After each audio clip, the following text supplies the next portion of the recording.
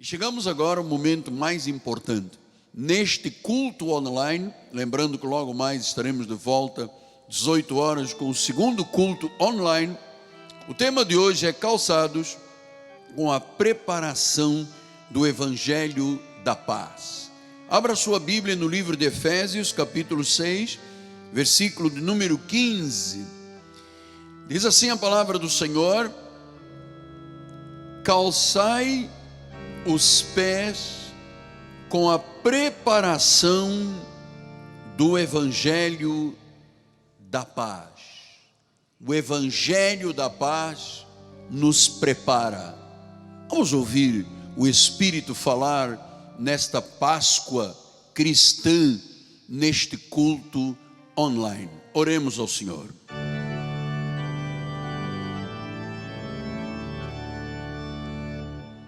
Senhor Jesus Cristo, o nosso altar hoje se torna um altar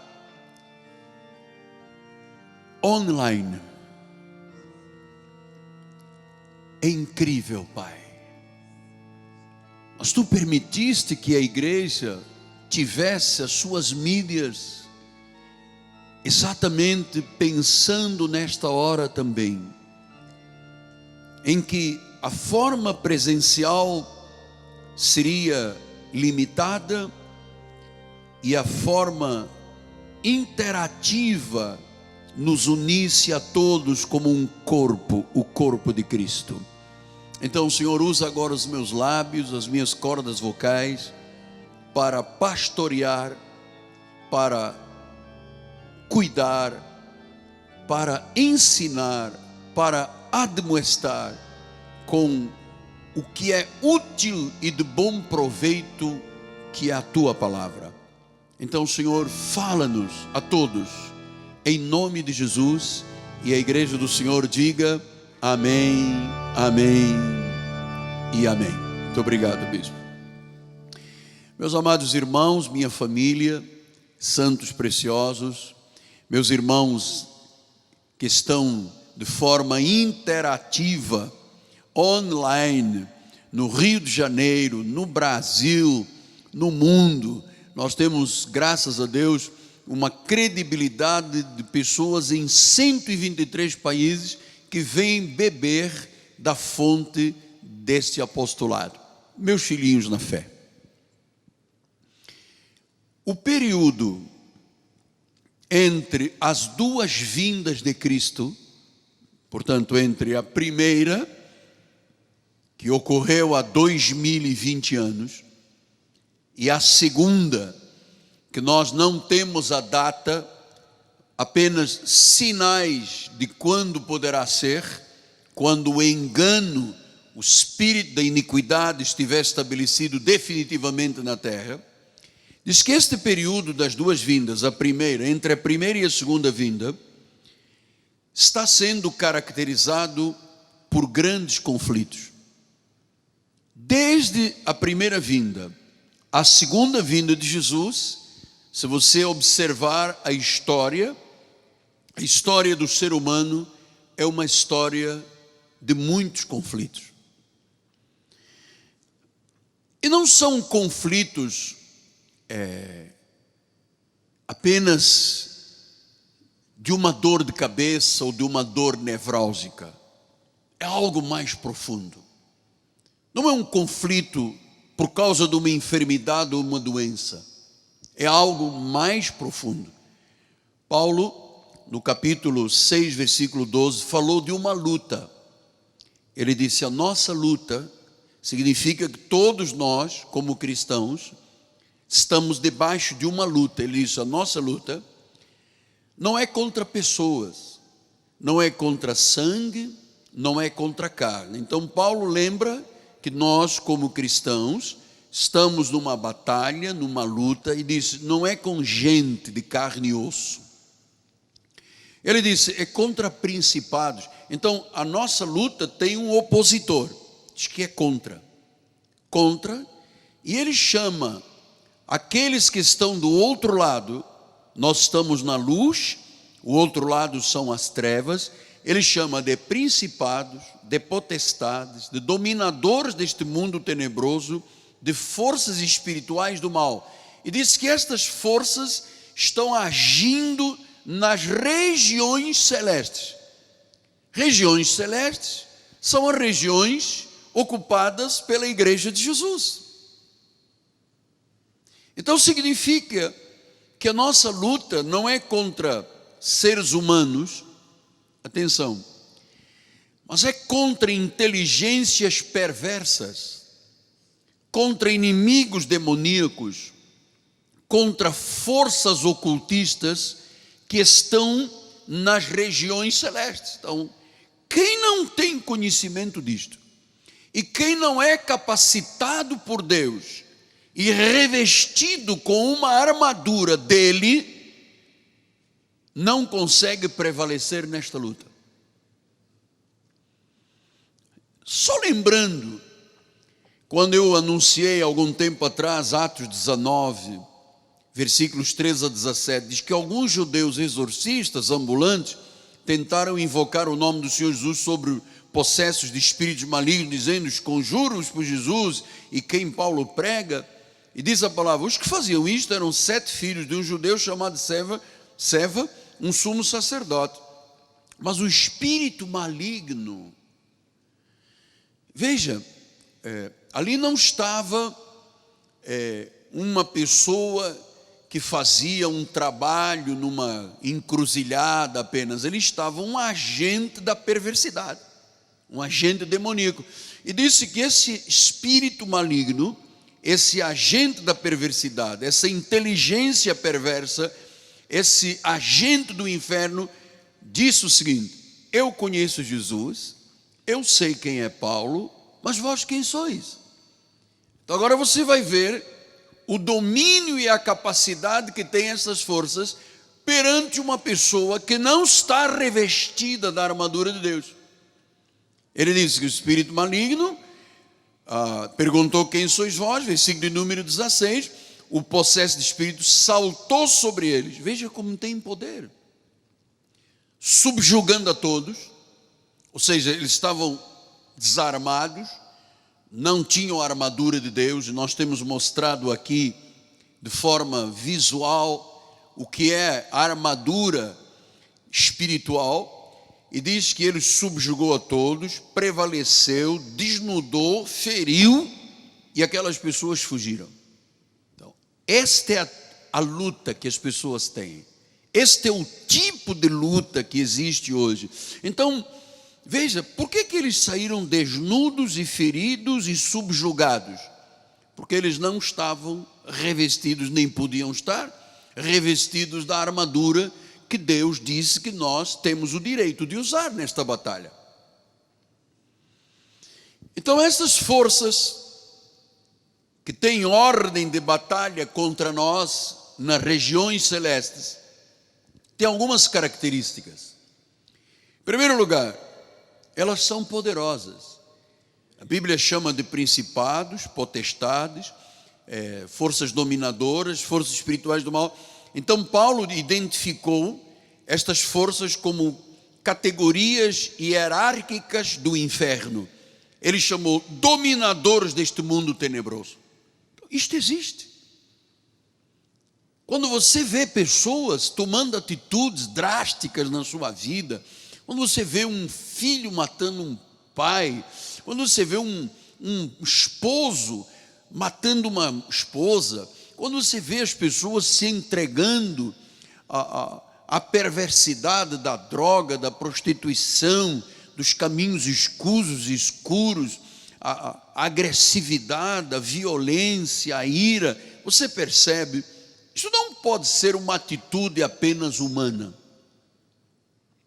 Existe ali um dominador.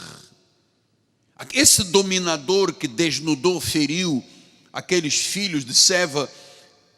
Esta palavra dominador vem do original grego cosmokrator, quer dizer, um domínio que tem um alcance mundial. Então não é um domínio de um espíritozinho que fica lá numa vela de 7 dias. de um ídolozinho que tem um demônio por trás de um ídolo. São forças, são poderosas. Paulo identificou isto em Efésios 2:2, diz: nos quais andaste outrora, segundo o curso do mundo, segundo o príncipe da potestade do ar, do espírito que agora atua nos filhos da desobediência. Príncipe da potestade do ar atua nos filhos da desobediência. 1 João 5,19 diz: sabemos que somos de Deus e que o mundo inteiro jaz no maligno.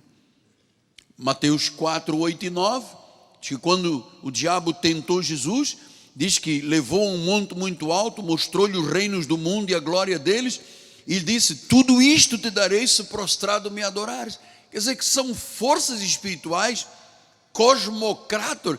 O diabo disse ao próprio Cristo: está vendo aqui esta glória de tudo deste mundo? Eu te dou se você me adorar.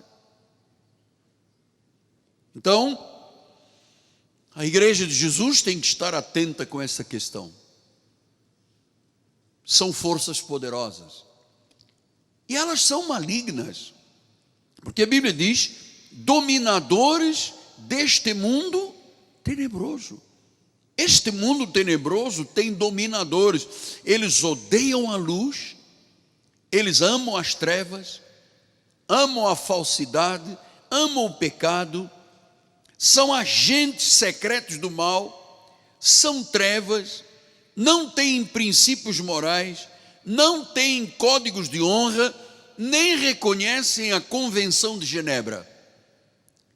Você sabe que até nas guerras há uma convenção feita na Suíça, em 1955, que começou a restringir as armas, começou a provar os direitos e os deveres dos exércitos e a impedir a utilização de armas químicas. O inimigo não obedece a nenhuma Convenção de Genebra. Todas essas forças são inescrupulosas, são implacáveis e são maldosas. Então vamos lembrar que são poderosas, são malignas, são astutas. São astutas, porque em Efésios 6:11 diz: revestivos da armadura de Deus. Olha, a armadura é de Deus. Nós estamos estudando peça por peça para você entender o que é esta armadura, que tipo de segurança e proteção dá. Então diz: revestivos de toda a armadura de Deus, para poderdes ficar firmes contra as ciladas do diabo. Então, as ciladas são situações astutas. Veja em 2 Coríntios 2:11 diz: Satanás não alcança vantagem sobre nós, pois não lhe ignoramos os desígnios. Então, o cristão, quem não conhece estas verdades está derrotado. Quem conhece estas verdades, se reveste delas, é um vencedor. Então, a sagacidade tática, o engano engenhoso, que Paulo disse, são ciladas, não podemos ignorar os desígnios. Veja que eu já expliquei aqui em 2 Coríntios 11:14, diz: não é de admirar, o próprio Satanás se transforma em anjo de luz. Então, quem é o cristão que cai nestas ciladas? Aquele que nada suspeita, sabe? Eu não suspeitava que aquela pessoa, eu não suspeitava que aquela situação.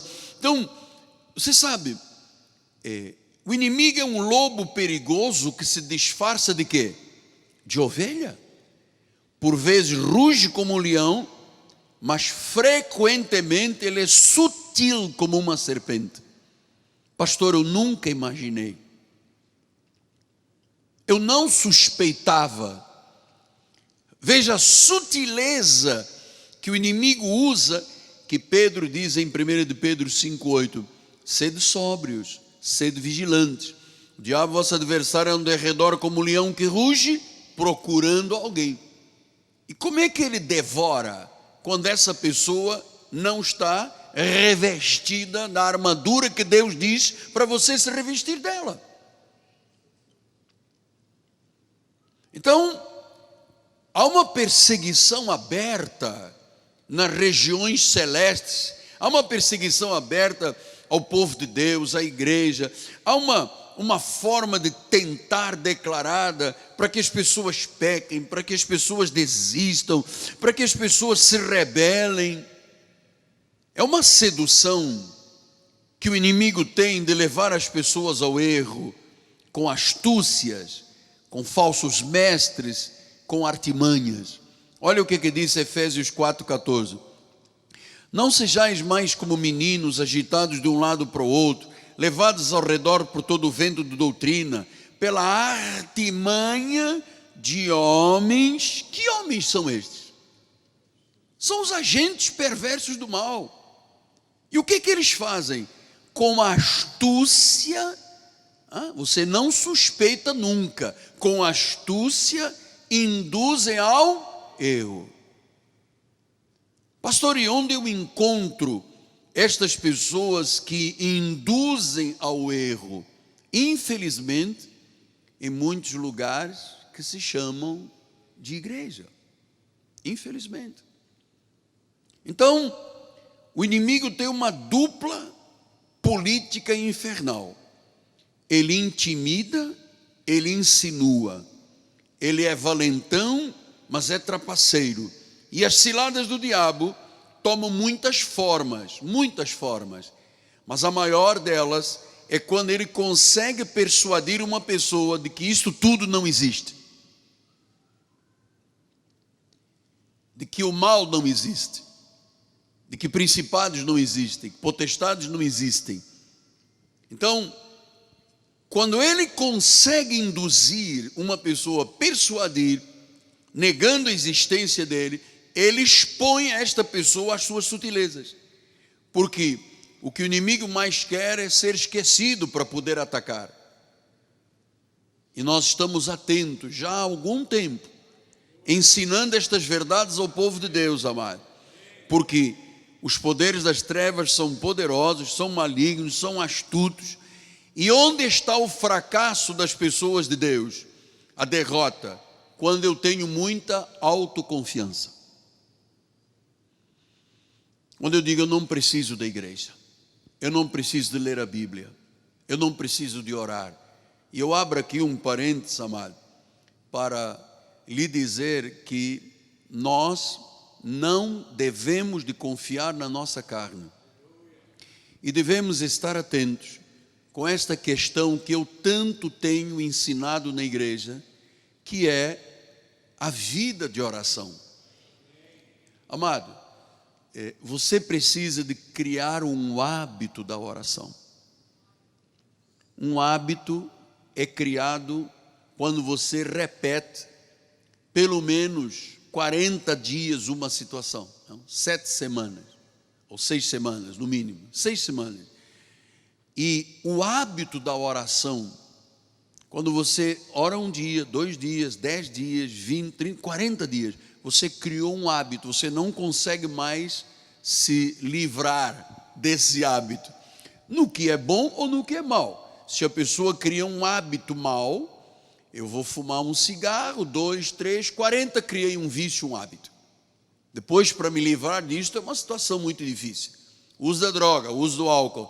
Então, nas questões do bem, quando você vem uma vez à igreja, 2, 3, 40 vezes você criou um hábito saudável na tua vida espiritual.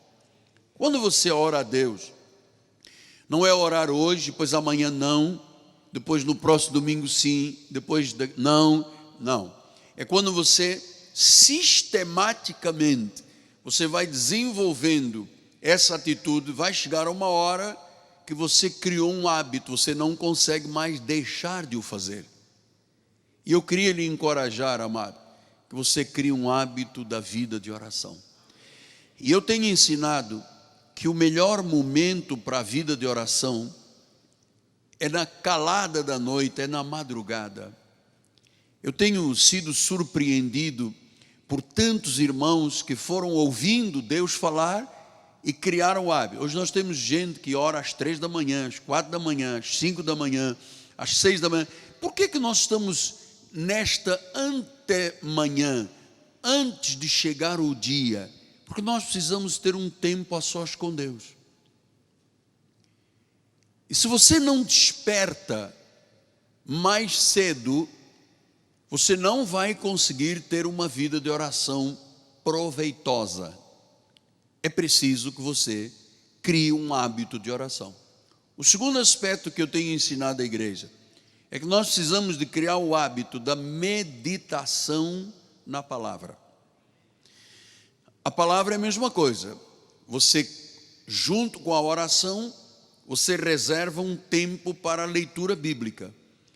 E eu já mostrei aqui as estatísticas, né? Se você criou um hábito de leitura bíblica, isto vai influenciar a sua vida de tal forma que aumenta a estrutura da fé mais de 200%, que o seu engajamento com a obra de Deus cresce 230%. Então nós precisamos ser pessoas de oração, pessoas de meditação da palavra, porque senão você vai deixar a autoconfiança.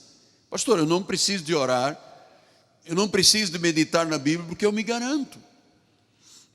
E se você acreditar na sua carne, eu vou lhe dizer uma coisa, você estará cometendo um erro muito crasso e grave.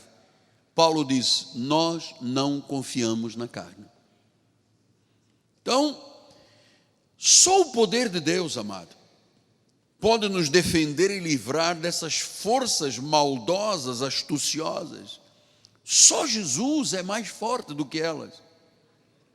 E talvez você esteja perguntando agora: mas apóstolo, me diga uma coisa, o que esse tema que o senhor está desenvolvendo sobre calçados com a preparação do Evangelho, o senhor está mostrando uma réplica de uma armadura, e o senhor está falando agora nas sandálias, na preparação, né? Calçados os pés com a preparação das sandálias.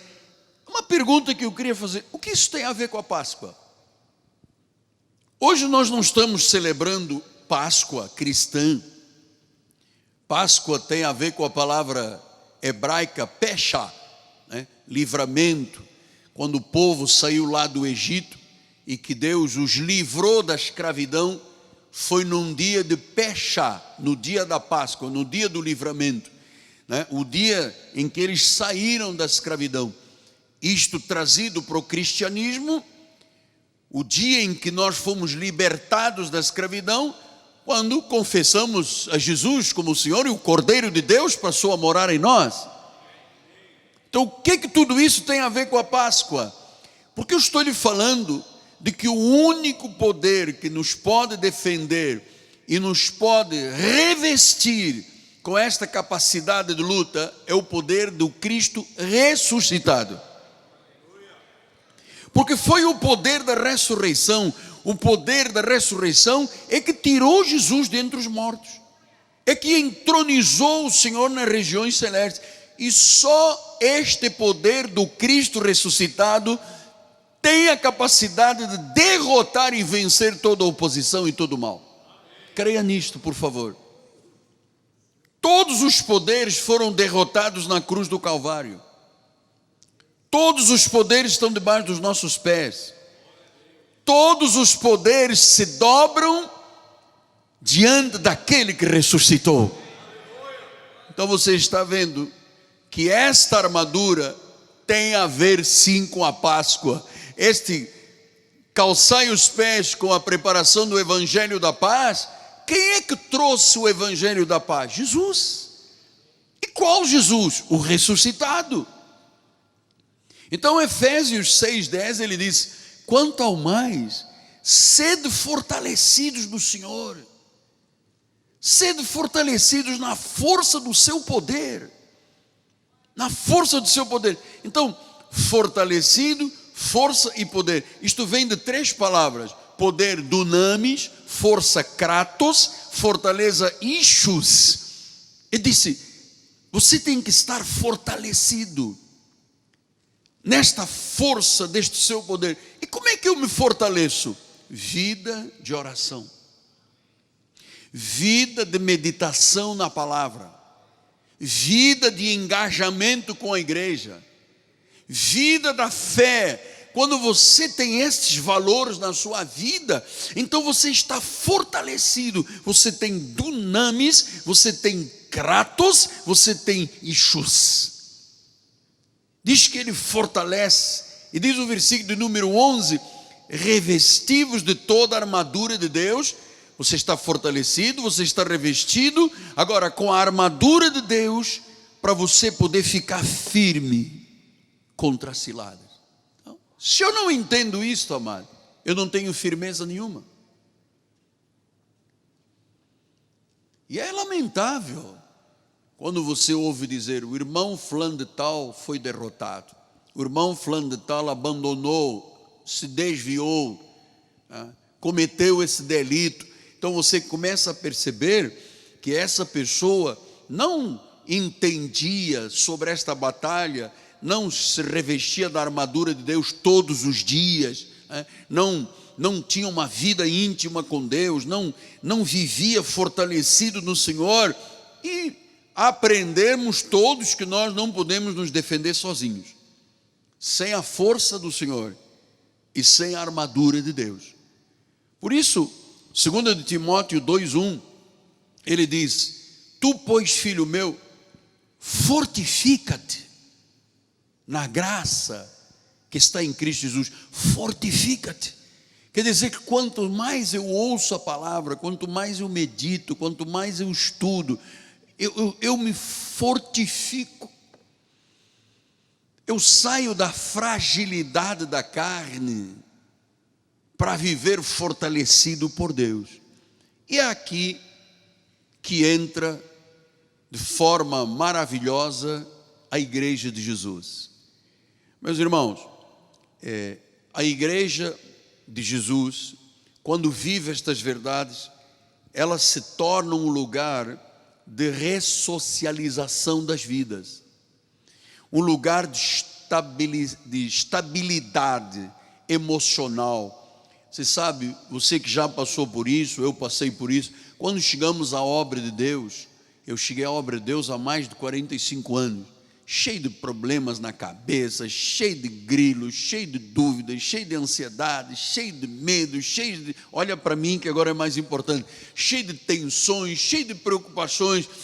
Mas quando eu ouvi o Evangelho, quando você ouviu o Evangelho, em primeiro lugar, o Senhor nos ressocializou.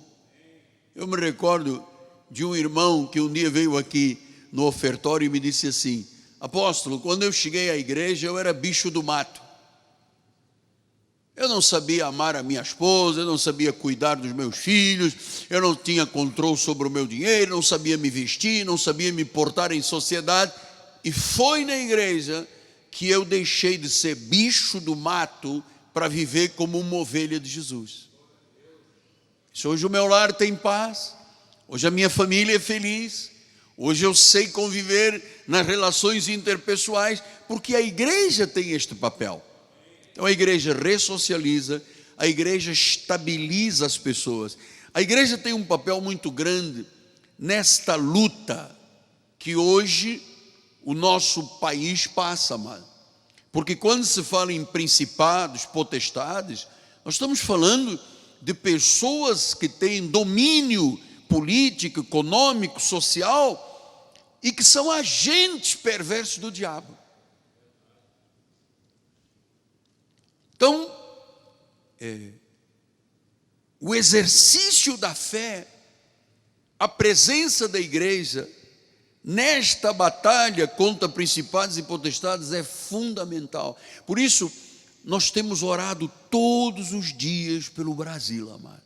Todos os dias pelo presidente, pelos governadores, pelos ministros, porque você percebe que há uma tensão, uma guerra, nós, vós, eles, aquele, aquele outro, e quem tem posição social, quem tem estabilidade no emprego, quem tem, sabe, uma outorga qualquer do governo, não quer nem saber do povo aqui embaixo, amado. Se morreu, se não morreu, se é bem, se come, se não come, se bebe, se não bebe, se tem casa, se tem saneamento básico, não está nem aí. Então, a igreja tem que se posicionar como autoridade para, através da oração, através da confissão da palavra, através do fortificar-se na graça, através do testemunho, termos domínio e vitória no meio deste caos que está estabelecido no nosso país. Então nós temos que ficar firmes, nós temos que resistir, nós temos que estar revestidos da armadura de Deus, nós temos que ser fortes, nós temos que ser estáveis, nós temos que ser firmes. Por isso Paulo disse em Efésios 6,15, você tem que estar calçado os seus pés com a preparação do Evangelho da paz. Ou seja, o Evangelho tem que ser o que da minha vida? A base. Porque a base do meu corpo são os pés. Eu não posso ter aqui nos meus pés nenhuma armadilha espiritual. Eu não posso ter debaixo dos meus pés, que ampare o meu corpo todo, a minha vida toda, uma palavra frágil, uma palavra de artimanha, uma palavra enganadora, porque senão toda a minha vida se desloca debaixo de artimanhas, debaixo de enganos, debaixo de mentiras. Ele diz, calce os pés. Então o guerreiro, o soldado, quando vestia a sua armadura, ele se calçava, eram sandálias de couro, às vezes vinham até o meio da canela, e às vezes algumas delas eram com tachas e pregos, porque ele tinha que estar, primeiro, confortável nas suas longas marchas. Às vezes eles andavam 30, 40, 50 quilômetros num dia, e depois na batalha, ele precisava ter firmeza no combate que tinha com os seus inimigos. Isso tem a ver com a nossa vida espiritual, claro, nós temos que ter firmeza.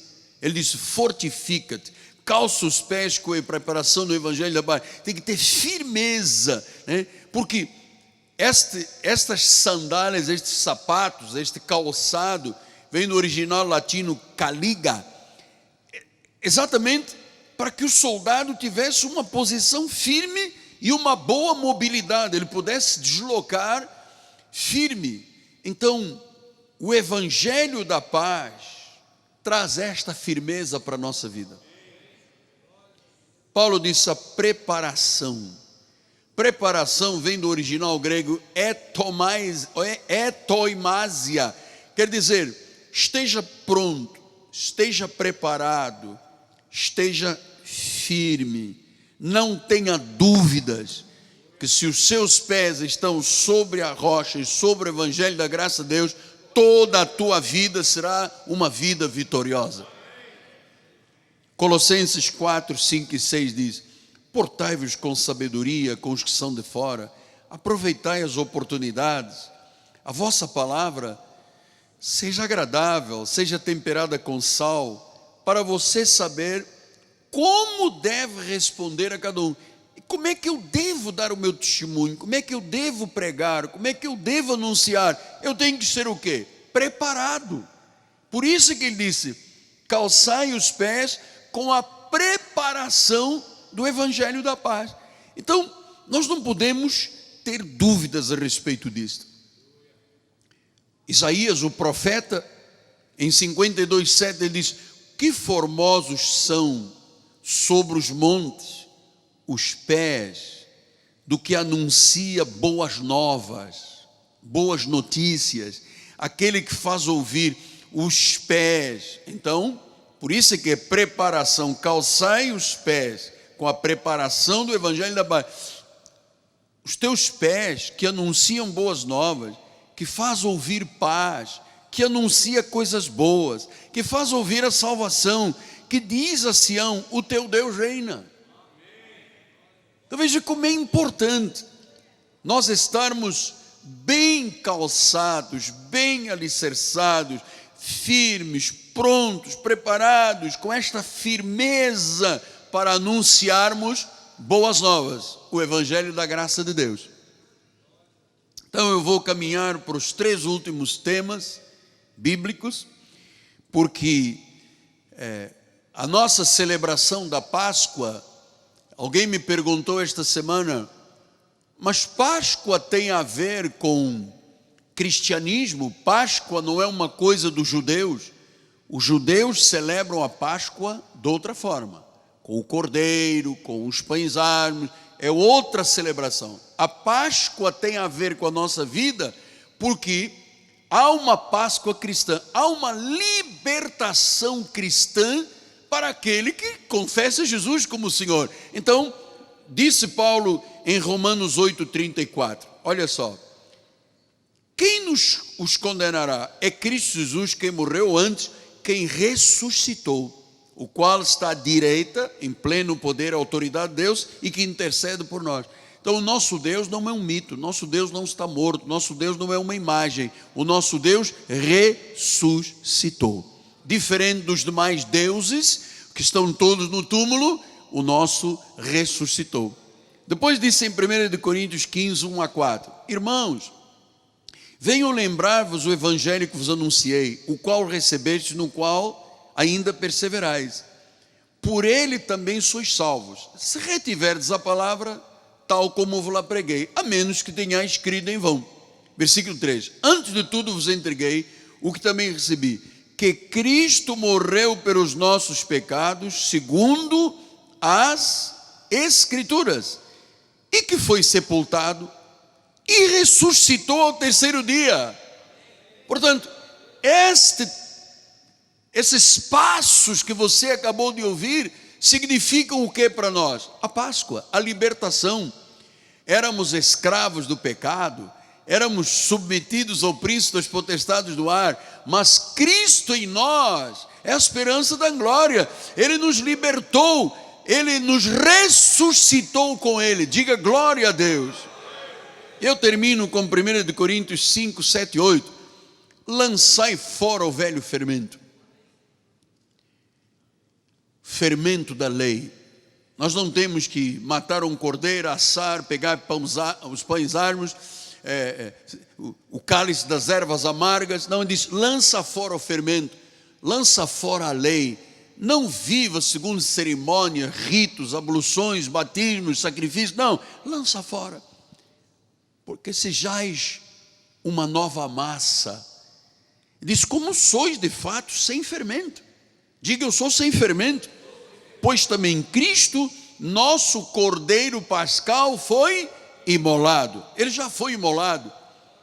Por isso nós não temos que voltar à lei, ao fermento da lei. Diz que Cristo já foi imolado, Cristo já morreu, Cristo já ressuscitou, Cristo foi a nossa propiciação, Ele pagou pelos nossos pecados. Versículo de número 8. Por isso, celebremos a festa, não com o velho fermento da lei, nem com o fermento da maldade e da malícia, e sim com os asmos, com os pães. Quais são os pães? A sinceridade e a verdade. É assim que estamos celebrando a nossa Páscoa, com sinceridade, com verdade, nossos pés calçados com o evangelho da paz, promulgando a palavra, dando testemunho, sabendo da batalha, revestidos pela armadura de Deus e no confronto, vitoriosamente vivendo, porque aquele que vive em nós é maior do que aquele que está neste mundo. E a igreja do Senhor diga amém. Amém e amém. Glória a Deus. Ele vive, Ele ressuscitou, Ele reina. Senhor Jesus, muito obrigado pelo que ouvimos o Espírito Santo falar neste dia da Páscoa cristã, neste dia em que o Evangelho da paz foi anunciado, gerando a preparação, a prontidão, o preparo e a firmeza. Não temos nenhuma dúvida, Pai, estamos sendo preparados para anunciar este Evangelho, mais do que nunca. O mundo precisa de ouvir, o Brasil precisa de ouvir, o Rio de Janeiro precisa de ouvir que há um Deus verdadeiro, sobre tudo e sobre todos, que deu a sua vida, derramou o seu sangue, mas ressuscitou, que está vivo, está neste lugar, vive em nós, é a esperança da glória.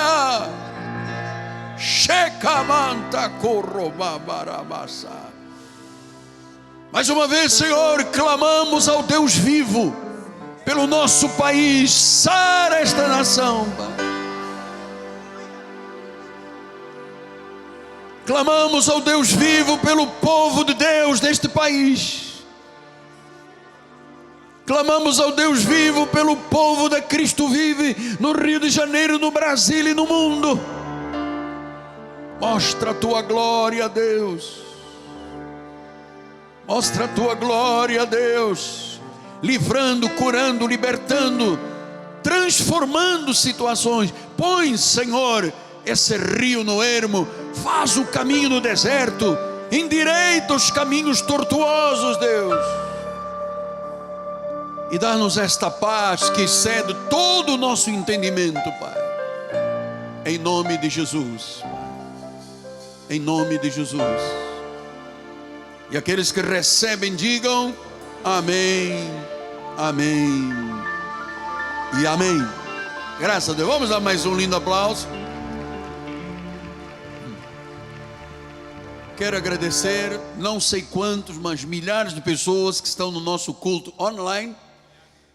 Milhares de pessoas, para a glória do Senhor.